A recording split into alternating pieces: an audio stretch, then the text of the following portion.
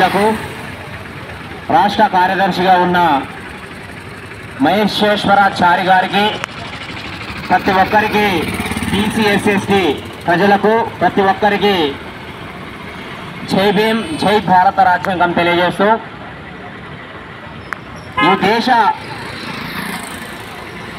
ఈ దేశాన్ని పరిపాలించేటటువంటి నరేంద్ర మోడీ ప్రధానమంత్రి గారికి కావచ్చు, అదేవిధంగా ఈ రాష్ట్రాన్ని పరిపాలించేటటువంటి మరి కాంగ్రెస్ పార్టీ తరఫున రేవంత్ రెడ్డి గారికి కావచ్చు, మరి వీళ్ళందరూ కూడా మనం పెట్టినటువంటి ఏదైతే 5 డిమాండ్లు ఉన్నాయో ఈ 5 డిమాండ్లను వాళ్ళు పరిష్కరించే దిశగా వాళ్ళు ఆలోచన చేయలేనటువంటి పరిస్థితి.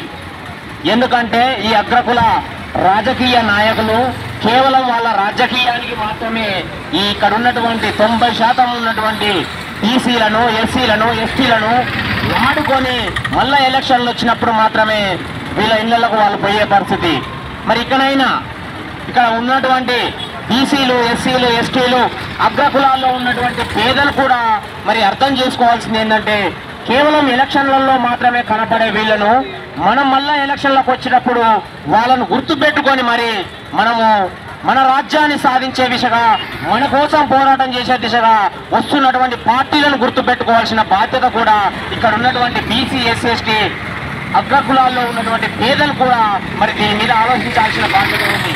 ఎందుకంటే దాదాపుగా 75 సంవత్సరాల స్వతంత్ర భారతంలో ఇప్పటికి కూడా విద్య కావాలని అనుకునే పరిస్థితికి దిగజారిపోతున్నామంటే కారణం ఇక్కడ ఉన్నటువంటి అగ్రకుల పాలకుల నాయకత్వ లోపమే. ఇక్కడ నాయకత్వ లోపం ఉంది. ఎందుకంటే 90% ఉన్నటువంటి బీసీల గురించి, ఎస్సీల గురించి, ఎస్టీల గురించి మరి ఆలోచించే పరిస్థితిలో వాళ్ళు లేరు. ఎందుకంటే వాళ్ళు చేసేటటువంటి స్కీములు కేవలం వాళ్ళు రాజ్యంలోకి రావడానికే తప్ప మనందరం కూడా రాజ్యానికి రావడానికి కాదు.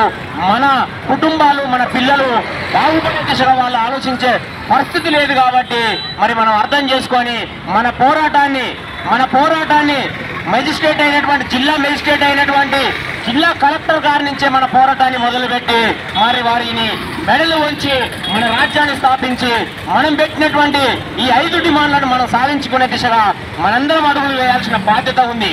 ఏంటి ఈ 5 డిమాండ్లు అంటే మరి ఈ 5 డిమాండ్లు విద్య కావచ్చు, వైద్యం కావచ్చు, భూమి కావచ్చు, ఇల్లు కావచ్చు, ఉపాధి కావచ్చు. మరి ఇవన్నీ కూడా ఈ ప్రభుత్వాలు ఎందుకు నెరవేర్చమంటే ఇవన్నీ కనుక ఒక కుటుంబానికి, ఒక మానవునికి కనుక అందుబాటులో ఉంటే తనంత ధనవంతుడే ఈ దేశంలో లేడు. తనంత ధనవంతుడు ఈ దేశంలో లేనటువంటి పరిస్థితి. మరి వీడు ధనవంతుడైతే మళ్ళా మమ్మల్ని రాజ్యంలోనికి రానిచ్చే పరిస్థితి లేదు. కాబట్టి ఈ 5 డిమాండ్లను వాళ్ళు ఇక